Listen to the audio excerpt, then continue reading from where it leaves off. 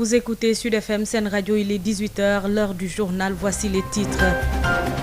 10e anniversaire du M23, les célébrations se feront dans la division. Plusieurs mouvements appellent à la mobilisation au moment où le mouvement des forces vives de la nation du M23 soutient qu'il n'est pas en compétition avec aucun autre mouvement. Il rassure, l'esprit de combat du mouvement est toujours vivant. Insécurité alimentaire, 37 000 ménages en situation d'insécurité en mars dernier. Une situation qui peut atteindre les 60 000 d'ici juillet ou août si rien ne change face à ces impacts dus à la Covid-19 dans 6 départements. Le Forum national Prospective Alimentaire Horizon 2035 veut apporter des solutions. Pas de cours à l'université Cheikh Anta Diop de Dakar et dans les collèges et lycées du pays. Le SAES et le G7 en grève dénoncent les violences perpétrées sur les enseignants. Le mot d'ordre a été suivi. L'actualité internationale va compléter ce journal. Bienvenue à toutes et à tous. Pape Laïdié assure la partie technique.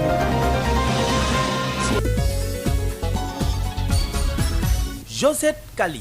Le mouvement des forces vives de la nation M23 n'est pas en compétition avec un autre mouvement pour célébrer le 10e anniversaire du 23 juin 2011.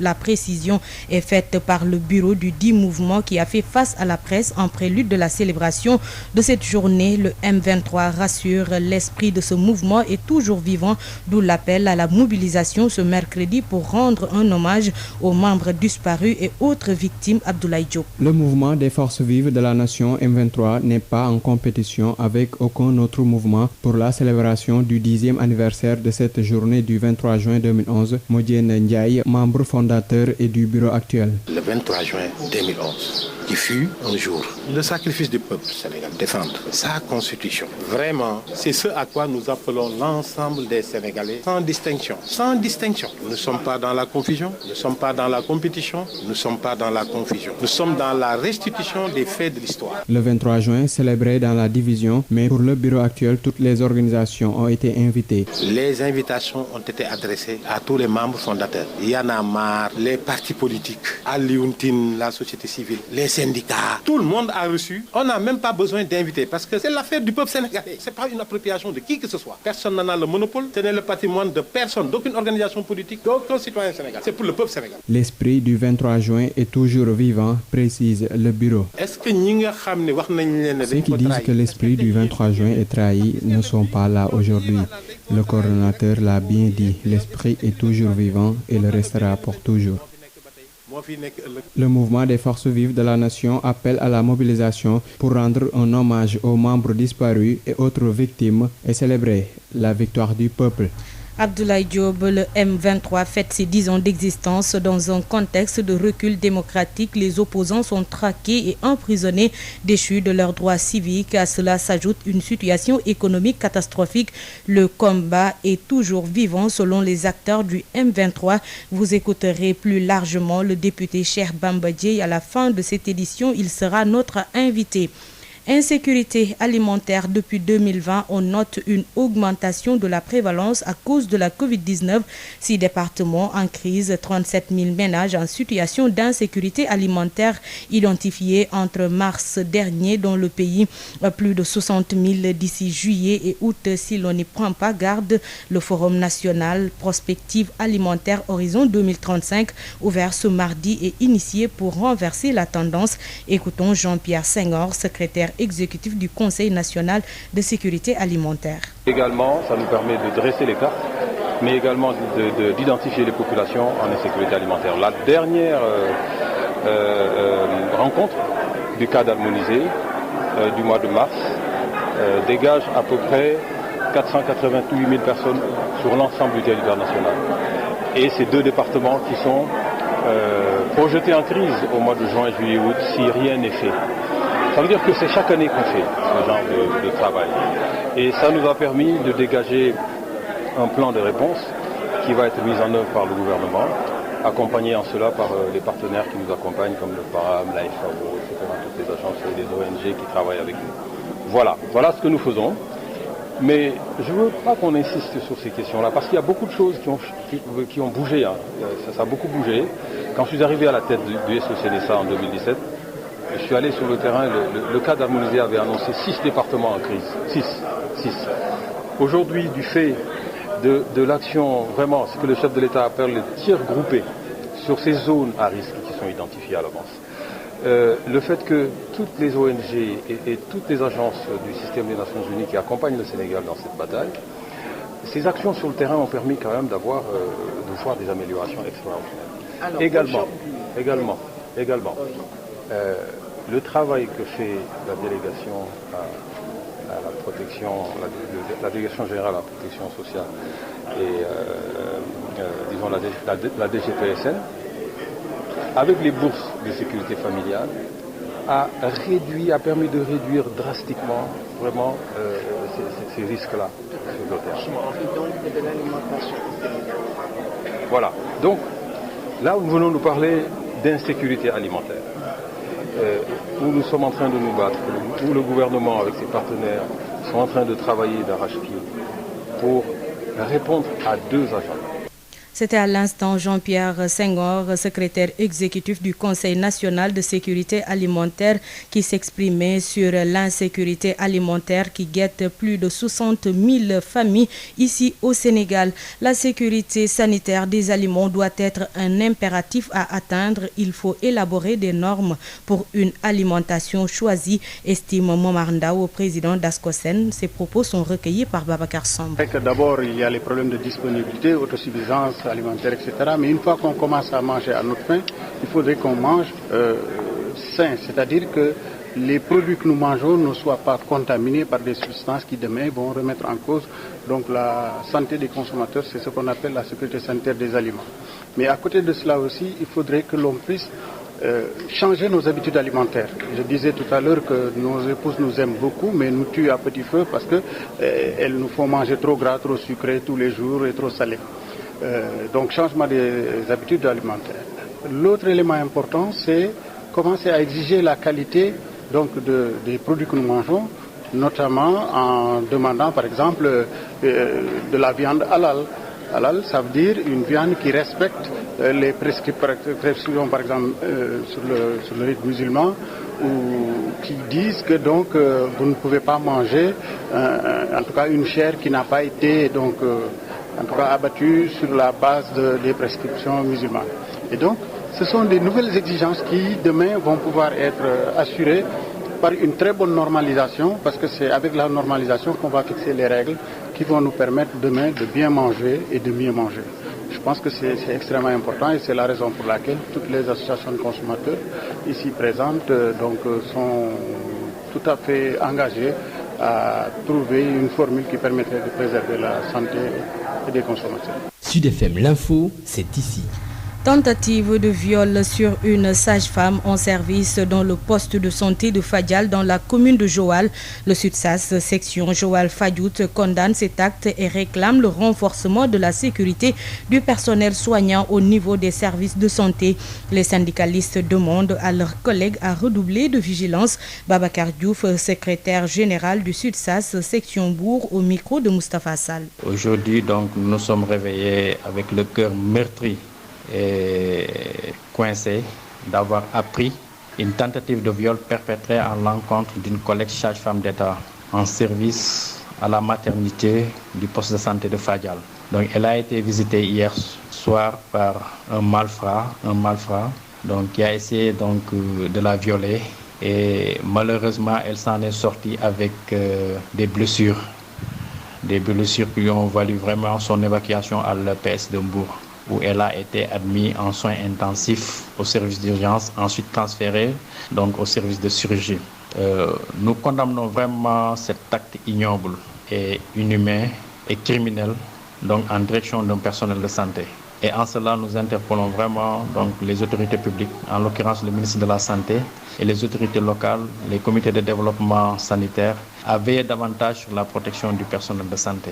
Vraiment, donc, ce personnel doit être renforcé donc, en termes de protection donc, pour mieux accomplir son service donc, de soins publics en direction des populations. Les services de sécurité ont été saisis et j'espère que la gendarmerie a fait le travail nécessaire. Nous n'exclurons pas de porter une plainte pour retrouver l'auteur de cette criminelle. Une réunion d'urgence sera incessamment convoquée pour statuer sur cette question. La grève du SAES paralyse les enseignements au sein de l'université Cheikh Anta Diop de Dakar. Le collectif des amicales de l'UCAD avertit les étudiants n'accepteront pas d'aller en session unique.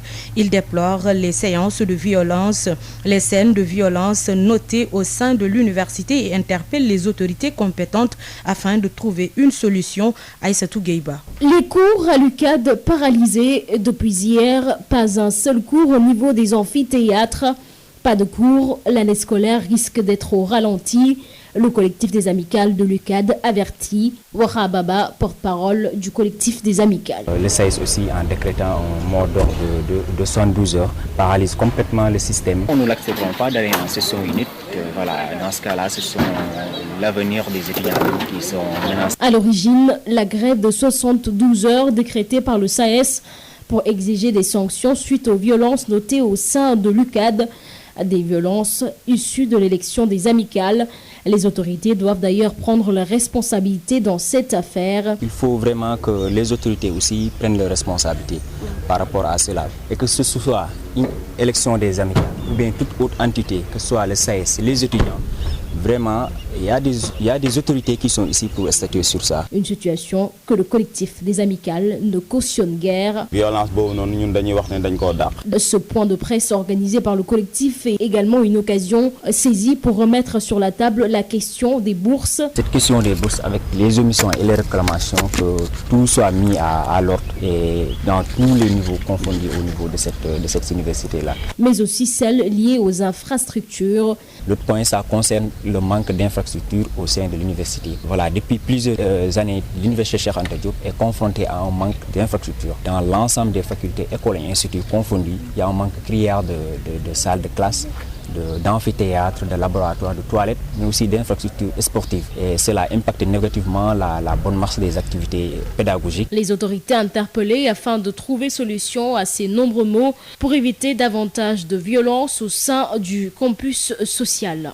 Éducation toujours, le débrayage du G7 bien suivi ce mardi à Thiès. Les enseignants disent non aux multiples agressions dont ils font l'objet. Le mutisme de l'État est décrié. Le secrétaire général du QSEMS, Abdoulaye Ndoye, a fait le déplacement ce matin à Thiès, nous dit Babacar Ndaw. Le mot d'ordre de débrayage du G7 ce mardi a été fortement ressenti à Thiès. À 9h déjà, collégiens et lycéens étaient dehors. Sira Khatagay, secrétaire général de la section académique SAEMS de Thiès. Nous avons constaté que le mot d'ordre est bien suivi au niveau des établissements parce que ce matin, à partir de 9h, j'ai appelé l'ensemble de nos coordinateurs. La grève est presque suivie à 100% au niveau du moyen secondaire. Mais nous avons constaté que l'État joue toujours dans le dilatoire et n'est pas dans les dispositions de régler définitivement le protocole que nous avions signé avec donc lui depuis le 30 avril 2018. Ce qui fait que aujourd'hui, il est important, au-delà même du protocole d'accord, de régler des questions qui touchent l'école sénégalaise. Pour ainsi mesurer l'ampleur de la tension en milieu scolaire, les membres du G7 se veulent formels. Plus jamais ça. Abdoulaye Ndoye, secrétaire général du QSEMS. Et le QSEMS, nous avons décidé de faire un débrayage et une grève totale pour dire non, plus jamais ça.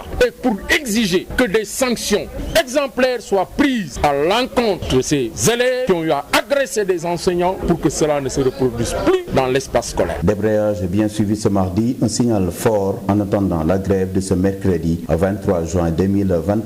L'État, l'autorité académique, l'autorité administrative, conformément à l'article 16 de la loi 61-33 du 15 juin 1961 portant le statut général des fonctionnaires, doit assurer la sécurité des agents de l'État, des enseignants, en cas d'injure, d'outrage, de menace ou de violence physique. Et donc l'autorité est aujourd'hui obligée d'assurer la sécurité de tous les enseignants du Sénégal. Babacar Ndaw, Thiès sur la fin. Babacar Ndaw, même constat à Saint-Louis où les cours sont suspendus à 9h dans plusieurs établissements de la ville et c'est le cas au niveau du lycée Cheikh Oumar Foutiyou Tall, ex-Faidherbe, où les enseignants et même les élèves sont tous contre les agressions dans les écoles. Yves Tendin. Le mot d'ordre de débrayage du G7 a été largement suivi ici à Saint-Louis où les cours ont été suspendus dès 9h dans tous les établissements scolaires du public. Ici, le message est unanime.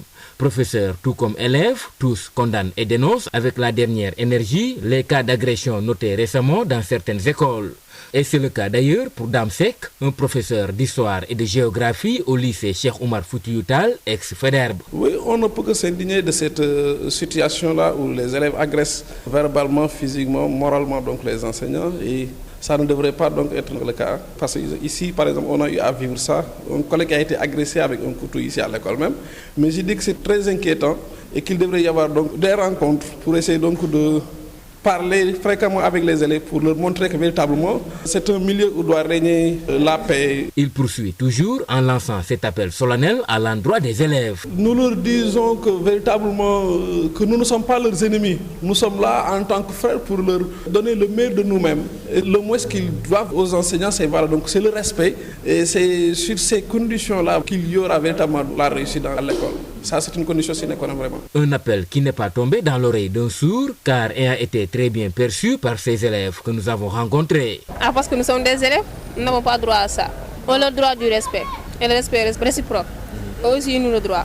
Donc, selon vous, l'élève ne doit pas agresser son professeur? Non, ni son professeur, ni l'élève, voilà. Personne ne doit agresser son visage. Donc, vous êtes contre ces agressions notées dans les écoles au Sénégal? Oui. Et qu'est-ce que vous dites à vos camarades qui agressent leurs enseignants? D'apprendre le respect. De soyez un peu mature et respecter les professeurs parce que les professeurs sont nos parents, nos grands frères. Voilà. Les professeurs sont là pour nous nourrir de connaissances. Et on doit les respecter. Oui, mais pas pour les attaquer. Saint-Louis, Yves Tendeng, Sud FM. De Saint-Louis à Ziguinchor, le mot d'ordre du G7 est largement suivi, mais les élèves ont quitté les salles de cours sans connaître les raisons de ce mouvement. Ben Michel Kanfoudi. Trouvé au stadium Pedro Gomis en train de suivre une partie de basket, Malik Fall, élève au CM Tété Diadou de Ziguinchor, a été libéré par son professeur à 9h. Mais il ignore totalement les raisons de ce débrayage. On est à débrayage. Tu ne sais pas pourquoi? Non. Même constat pour ces élèves croisés au rond-point Jean-Paul II. Sur une dizaine d'élèves, une seule connaît le motif. Non, moi je ne sais pas, je suis venu parce que les gens, on a dit débrayage. On vous a libéré? Oui. Les professeurs vont faire parce que les élèves ont frappé un professeur. Mais pas les professeurs. Pape Alioune Badara Diatta, élève au CM Malik Fall de Ziguinchor, lui aussi ignore les raisons de ce... Pape Alioune Badara Diatta, élève au CM Malik Fall, lui aussi ignorait les raisons du débrayage. Bon, ce qu'on était en train de faire cours jusqu'à 9h. Après, le professeur nous a demandé de sortir. On a demandé qu'est-ce qui se passe. Il nous a dit qu'il y a débrayage. Alors, on n'avait pas le temps pour avoir beaucoup d'informations sur ça parce qu'il était sorti avant que nous on sorte. Mais il a aussitôt dénoncé quand il a su les raisons du mouvement des enseignants. Bon, d'après moi, ce que moi j'ai dit, c'est pas normal en fait. Car on est venu à l'école pour étudier. Mais on ne les a pas demandé de nous payer pour venir taper les professeurs comme ça. Et si on vient à l'école, on doit dire respect à notre professeur et à tout le monde. Car devant eux, nous sommes tous des... comme papa et son enfant. Comme papa éduque son enfant, donc le professeur, lui aussi, il nous éduque. Oui, c'est ça que moi j'ai à dire. Selon lui, le motif du débrayage des enseignants est bien valable. Ben Michel Kanfoudi, Ziguinchor, Sud FM. Sud FM vous transporte partout au Sénégal et dans le monde. Sud International. Hors de chez nous, le business autour du foncier est une source d'inquiétude pour l'avenir du Burkina Faso, prévient le Conseil économique et social pour sa première session de l'année. Débutée ce matin à Ouagadougou, l'institution mène la réflexion sur la problématique de la gestion actuelle des terres au Burkina. Quelle solution pour un développement durable? Pendant 28 jours, les conseillers vont faire le diagnostic de la délicate question de la gestion du foncier et faire des propositions et recommandations pour dénoncer cette bombe à retardement. Correspondance depuis Ouagadougou, Mathieu Somda. La quête d'un logement décent, la surenchère entretenue autour des terres, la croissance des activités minières et des promoteurs immobiliers sont des facteurs qui engendrent souvent des crises multiples et complexes au Burkina. C'est le diagnostic précoce du Conseil économique et social à l'ouverture de sa première session ordinaire de l'année 2021. Du discours du président du CES lu par la première vice-présidente de l'institution, Fatimata Legma, il ressort que sur 3300 conflits recensés au niveau du département de la justice Entre 2010 et 2018, 3019 sont liés à la terre. Pour la seule année de 2020, l'Observatoire national de prévention et de gestion des conflits communautaires a enregistré 616 cas de conflits ouverts du foncier et les régions les plus touchées sont les Hauts-Bassins, le centre-est, le nord et le centre-nord. Selon certains analystes, le problème du foncier apparaît comme une bombe à retardement qu'il faut désamorcer le plus vite possible. C'est pourquoi le Conseil économique et social, conformément à sa mission de promotion d'un dialogue fécond, de conseil et d'anticipation, consacre sa première session à la problématique de la gestion actuelle des terres au Burkina. Ce cadre d'échange et de réflexion sur la gouvernance foncière va permettre aux conseillers du CES, riches en expérience et en compétences, d'apporter leur contribution pour la résolution du problème du foncier. Mathieu Somda, depuis Ouagadougou pour Sud FM. L'Afrique du Sud a franchi une première étape lundi pour la mise en place d'un centre de transfert de technologie pour les vaccins anti-Covid-19, dotant ainsi le continent africain d'une capacité de production. Sud FM, l'invité du jour. Il s'agit du député Cheikh Bamba Dièye qui répond aux questions de El Hadj Malick Ndiaye. Nous sommes avec Cheikh Bamba Dièye. Bonjour. Bonjour.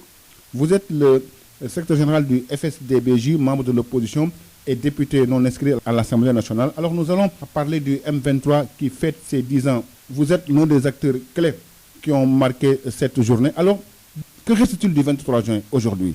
Je crois d'abord qu'il faudrait se poser la question qui est que quel était le fondement du 23 juin. Le fondement du 23 juin, c'est une volonté populaire des Sénégalais de faire en sorte que le Sénégal, les Sénégalais et la Constitution du Sénégal soient respectés. Que l'état de droit soit la règle et que nous vivions dans un pays où tous les efforts et les ressources sont mobilisés dans le sens de servir le développement de notre pays. À l'aune de cela, on peut regarder aujourd'hui, 10 années après, qu'est devenu le mouvement du 23 juin et le combat du 23 juin. Si l'on conçoit qu'une bonne partie de ceux qui étaient les têtes de pont de ce combat sont ceux-là qui portent sur eux et sur leurs responsabilités la déliquescence et l'effondrement du système démocratique sénégalais. En 2011, on disait qu'il fallait faire en sorte que la patrie préside sur le parti. Aujourd'hui, le président Macky Sall et Benno Bokk Yakaar sont ceux-là qui ont tout fait pour que la patrie disparaisse et que des intérêts particuliers subsistent. L'état de la démocratie, tel que cela a été en 2011, est devenu pire aujourd'hui, puisque la traque des opposants est devenue la clé de voûte du système de gestion de Macky Sall. Des gens ont été envoyés en prison injustement, leurs droits électoraux ont été complets, ils ont été déchus de leurs droits électoraux, et qui plus est, à tout bout de champ, on envoie les gens en prison, ce qui veut dire que quelque part, au bout de 10 ans, compte tenu du fait que la situation économique est catastrophique et que la pauvreté est devenue la chose la mieux partagée dans notre pays, je pense qu'il y a énormément de situations sur lesquelles on peut se baser pour dire véritablement que pour certains qui ont été acteurs du M23, ils sont aujourd'hui dans une situation chaotique que rien ne justifie et qu'ils portent sur eux le recul terrible à tout point de vue économique, politique, social du Sénégal. Et c'est cela aujourd'hui qui reste sur le combat. Par contre, je rappelle que le 23 juin, les politiques étaient minoritaires. C'est le peuple sénégalais. Le professeur d'université, son étudiant. Le professeur de lycée, son élève. Le chômeur, le travailleur, le chef d'entreprise, la ménagère. C'est tout le peuple sénégalais, majoritairement, qui était sorti. Mais ce peuple-là n'a pas changé. Ce peuple-là, il est droit dans ses convictions. Il réclame encore aujourd'hui l'état de droit. Il réclame la justice. Il refuse la traque des opposants. Il refuse l'injustice. Et c'est la raison pour laquelle je dis fondamentalement à l'échelle du pays, le combat est toujours vivant, le LEC est toujours présent.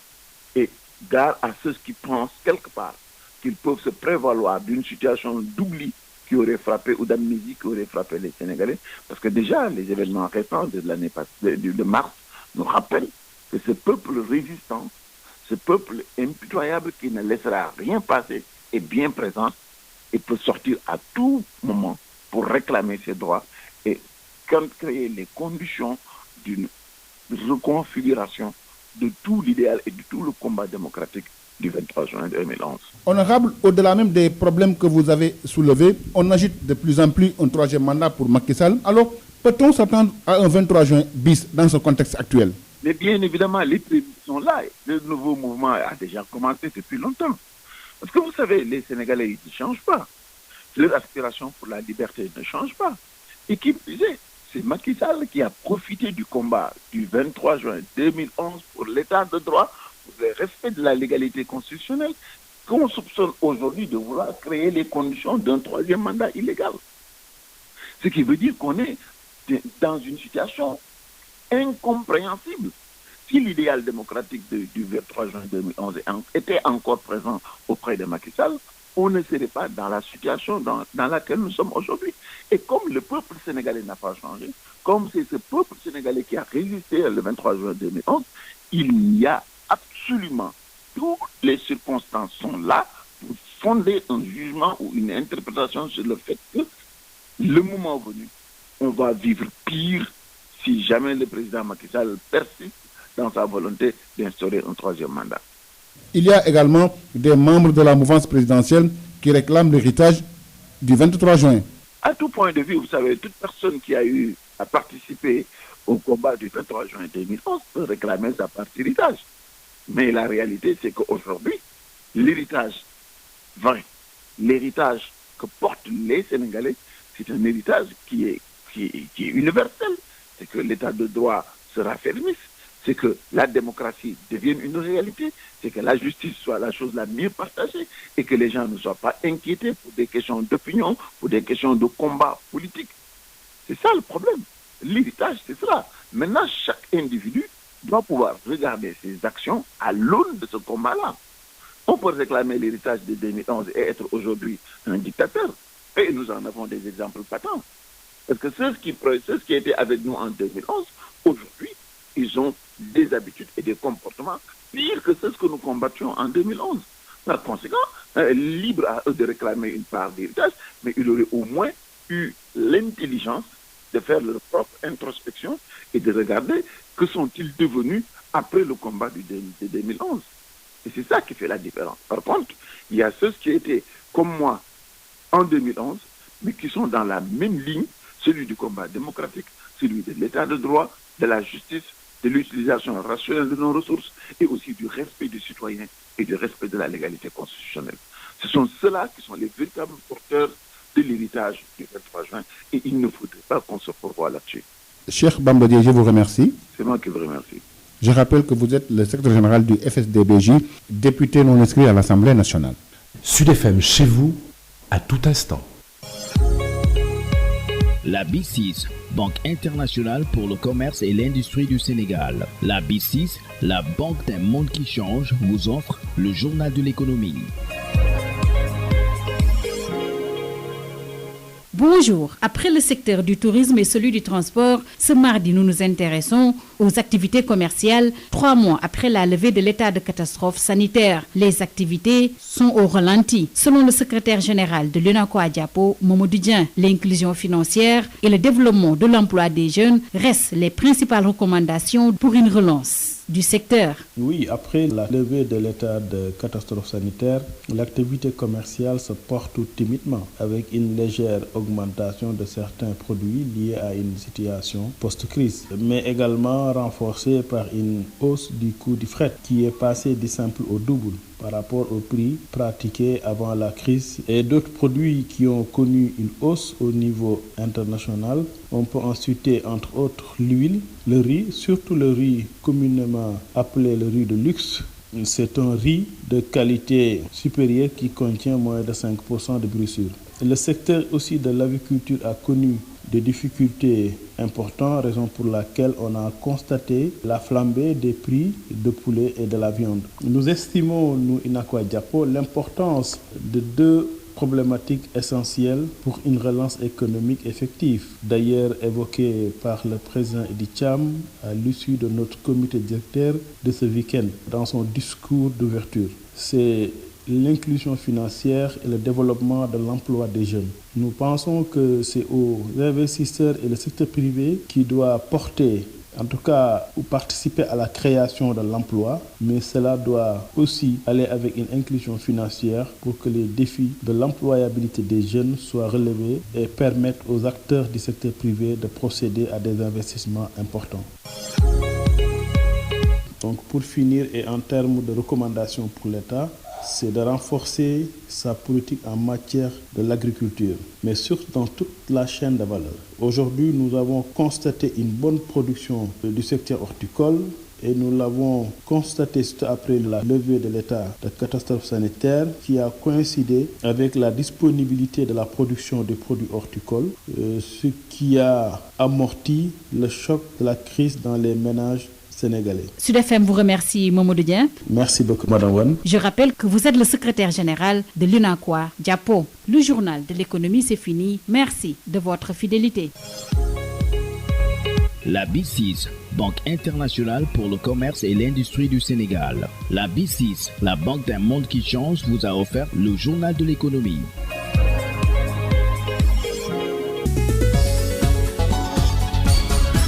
Josette Kali. C'est la fin de ces 18h. Tout de suite, le rappel des grandes lignes.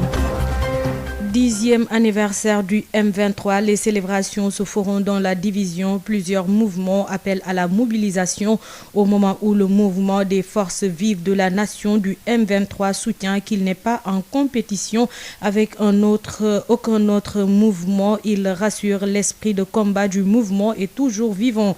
Insécurité alimentaire, 37 000 ménages en situation d'insécurité au mois de mars dernier. Une situation qui peut atteindre les 60 000 d'ici juillet et août si rien ne change face à ces impacts dus à la Covid-19 dans 6 départements. Le Forum national prospective alimentaire Horizon 2035 veut apporter des solutions. Pas de cours à l'université Cheikh Anta Diop de Dakar et dans les collèges et lycées du pays. Le SAES et le G7 en grève dénoncent les violences perpétrées sur les enseignants. Le mot d'ordre a été suivi. L'actualité internationale a complété ce 18h mise en onde par Pape Laïgué. Merci de nous avoir suivis. À la suite de cette édition, vous pourrez écouter Sud Éducation avec Mariem et Aïda. Bonne suite des programmes sur Sen Radio.